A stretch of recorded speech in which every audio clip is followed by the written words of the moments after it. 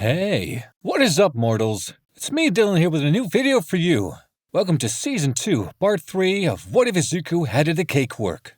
I just wanted to greet you guys by just saying, sit back and relax, because you're in for a treat. So, we begin.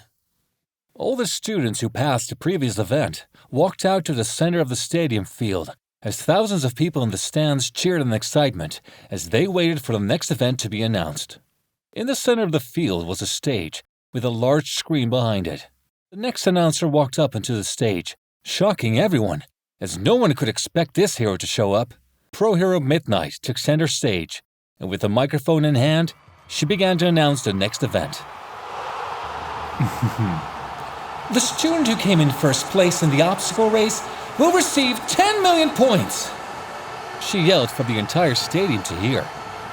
All the competing students glared their eyes at Izuku, who stood there, frozen in fear. Midnight, spotting this tension among the competitors, she swiftly moved to change the focus. Now, let's find out what the second event will be! Midnight turned to point at the screen behind the stage, as it shuffled through tons of event options, until it finally landed on a choice. It's been decided! The second event will be Cavalry Battle! Midnight yelled into the microphone once again, to bring up the crowd's anticipation for the event. Midnight explained the rules of the event to everyone, and sent the remaining students out looking for teammates. All the students who passed the previous event scrambled around, hoping to get on the team with people who would guarantee them a victory. However, none of them went to Izuku to be on their team. Midoriya looked around and panicked, seeing that no one wanted to be on his team. Plenty of other students were making teams of 4 with each other, while many were clearly avoiding Midoriya. Izuku nervously walked towards Bakugo, hoping Bakugo would accept him onto his team. Hey, Bakugo? Can we form a team together? Sorry, Izuku, but I already have a team formed. I view you as my rival, you idiot! Why would we make a team together when we should be working to surpass the other? Izuku looked down, realizing Bakugo was right. Midoriya was still worried that he might not be able to form a team, but he felt a hand grab his shoulder from behind. Did you really think we would abandon you just because you had a lot of points? Izuku heard Ashido say from behind him. Startled, Izuku turned around, seeing Mina and Kirishima standing behind him. Izuku started to tear up, thankful that he had them both as friends. Don't cry, man. We still have to find a 4th teammate. Kaminari was already recruited by another team, so we're gonna need someone else. Kirishima interrupted Midoriya to explain. Izuku wiped away his tears and took a moment to think about the team. In his mind, he was considering who would be best for the team to bring the highest chances of victory. After a few seconds, Midoriya started walking in a direction, leaving Kirishima and Ashido to follow him. Izuku walked over to a fellow student in their class, Tokoyami. Hey, Tokoyami, could you team up with us? Midoriya asked the bird boy nervously. Tokoyami questioned Izuku. Sure, but why me? Your quirk would be perfect for this event. You can not only achieve close distance protection, but you could also reach out further distances, giving us a long-range advantage. Midoriya explained to Tokoyami, who simply nodded while listening. Kirishima and Ashido were shocked that Izuku had thought of all that in a few seconds he had to choose a new teammate.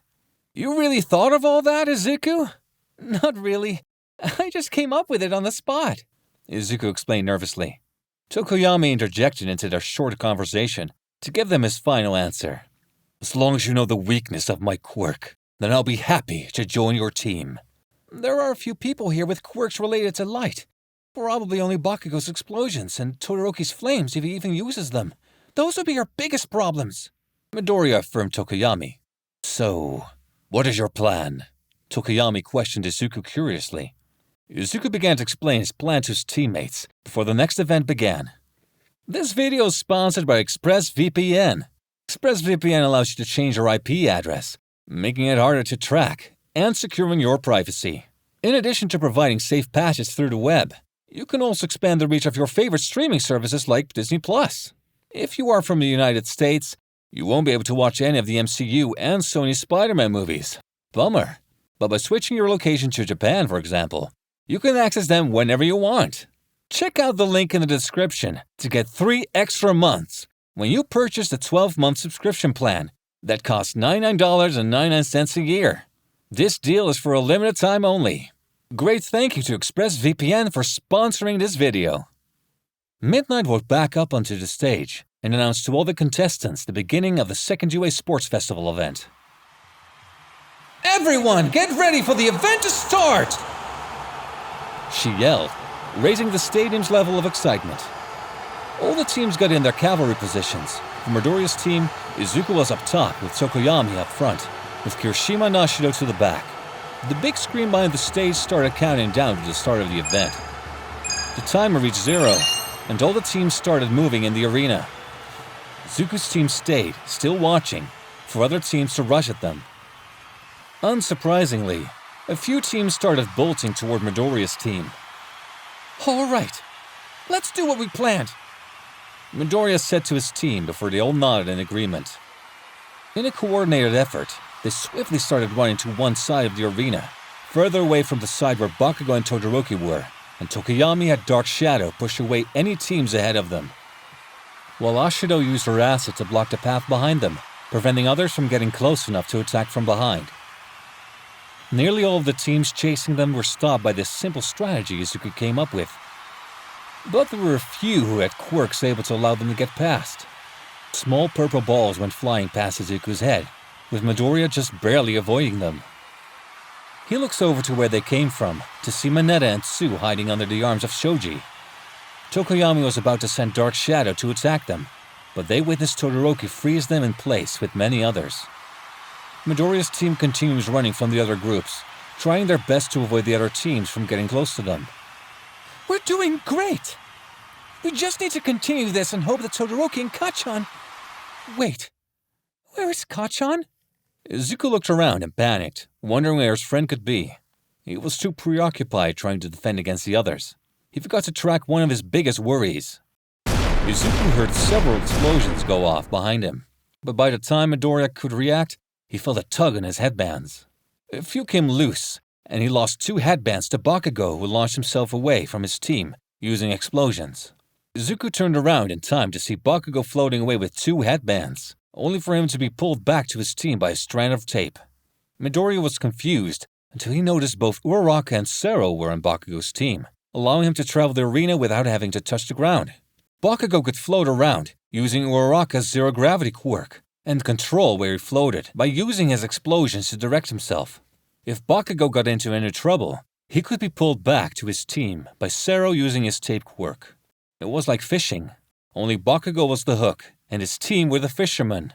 They were fishing for points to steal from other teams, but it was obvious they had a target fish in mind.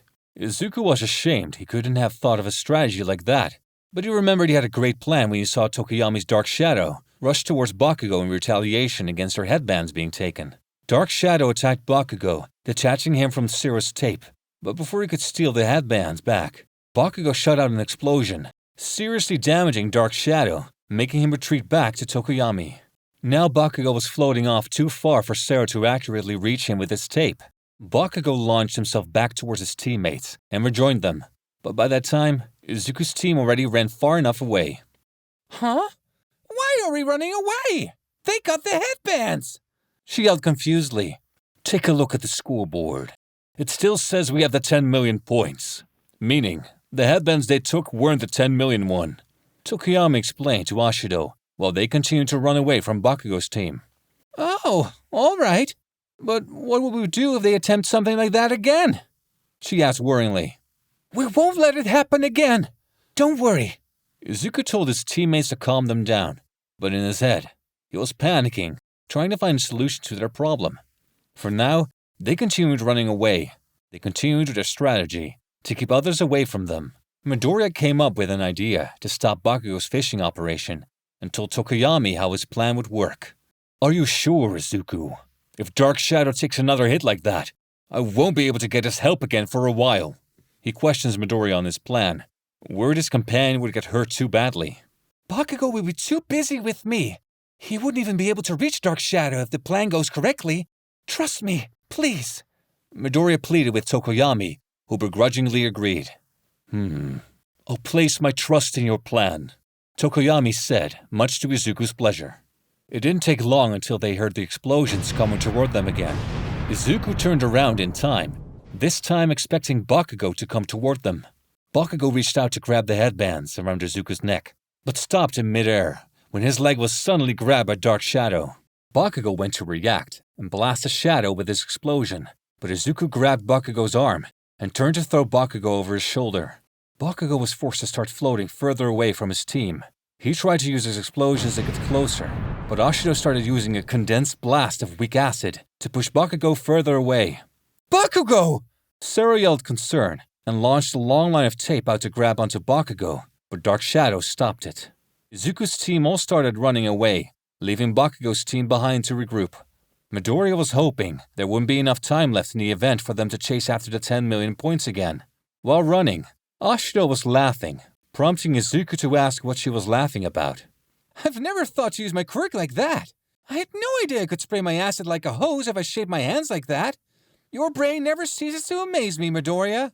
Oh, it was nothing, really. Izuku replied nervously after hearing Ashido praise his intelligence. Suddenly, while running away, a large wall of ice appeared in front of Midoriya's team, blocking their path. Izuku looked over and saw Todoroki's team charging toward them, using Todoroki's ice to freeze the ground beneath them to charge toward them faster. Panicked, Izuku reaches forward and touches the ice wall, decaying it in time for Izuku's team to rush through the hole he decayed, to flee from Todoroki's team. Once they passed through the wall, they watched Todoroki's team turn and start running through the path in the wall Izuku made. Ashido! Blast him! Midoriya yelled, worried. Got it! Mina responded as she shot a condensed blast of weak acid at Todoroki's team.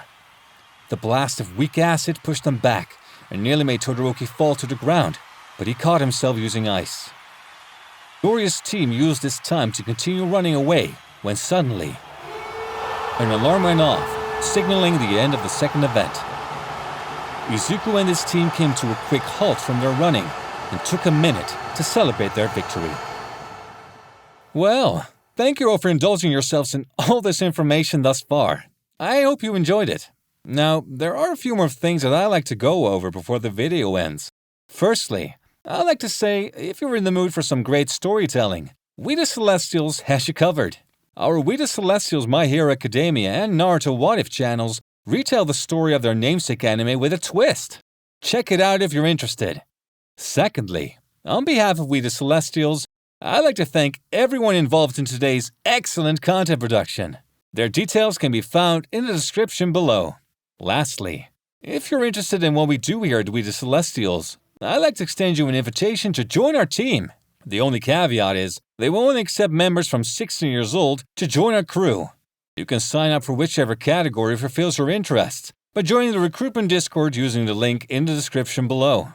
We're always looking for members to join us. Well, that's it from us for today's video, so thank you all for watching, and have a great day.